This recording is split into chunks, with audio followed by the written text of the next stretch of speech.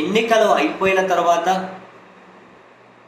చంద్రబాబు నాయుడు గారు, నారా లోకేష్ గారు వెళ్ళినటువంటి విదేశీ పర్యటన ఎక్కడికి, ఎన్ని రోజులు, ఎవరిని కలిసారు అనే వివరాలు ఇప్పటికీ కూడా తెలియవు.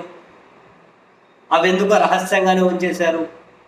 అండ్ తాజాగా నారా లోకేష్ గారు వారం రోజుల పాటు ఒక మంత్రి గారు లేరు, విదేశాలకు వెళ్ళారు. దీని మీద పెద్ద ఎత్తున చర్చ జరుగుతోంది. ఎక్కడికి వెళ్ళారు, బాధ్యత గల మంత్రిగా ఉండి చెప్పరా, ఈ రహస్య పర్యటనలు ఏంటి అని చెప్పి పెద్ద ఎత్తున విమర్శలు వచ్చేసరికి, సరే నారా లోకేష్ గారు అయితే తను ఎక్కడికి వెళ్ళారు అనేది బయట పెట్టారు. జూలై 30 నుంచి ఆగస్టు 5 వరకు ట్రాన్సిట్లో అంటే జర్మనీకి వెళ్ళారు అని, జర్మనీకి వెళ్ళారు అంటే కొంచెం అటు ఇటు వారం రోజుల పాటు అని. అయితే ఆయన మెన్షన్ చేసిన దాంట్లో ఉంది, ఒక్కరే వెళ్ళారు, ట్రాన్సిట్ అని ఉంది, పర్సనల్ పర్యటన అని ఉంది. ఒకరే వెళ్ళారు, పర్సనల్ ట్రిప్. అయితే ఈ క్రమంలో నెటిజన్ల నుంచి మళ్ళీ పెద్ద ఎత్తున ప్రశ్నలు వస్తూ ఉన్నాయి.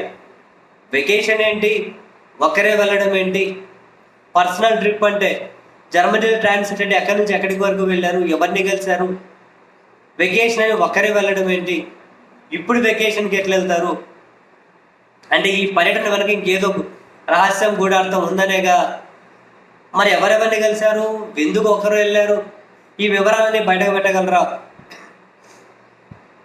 విమర్శలు రాకపోతే ఇప్పటికైనా బయట పెట్టరు. తీవ్రమైన విమర్శలు చుట్టుముట్టినాయి కాబట్టి పర్యటన ముగించుకున్న 10 రోజుల తర్వాత బయట పెడుతూ ఉన్నారు.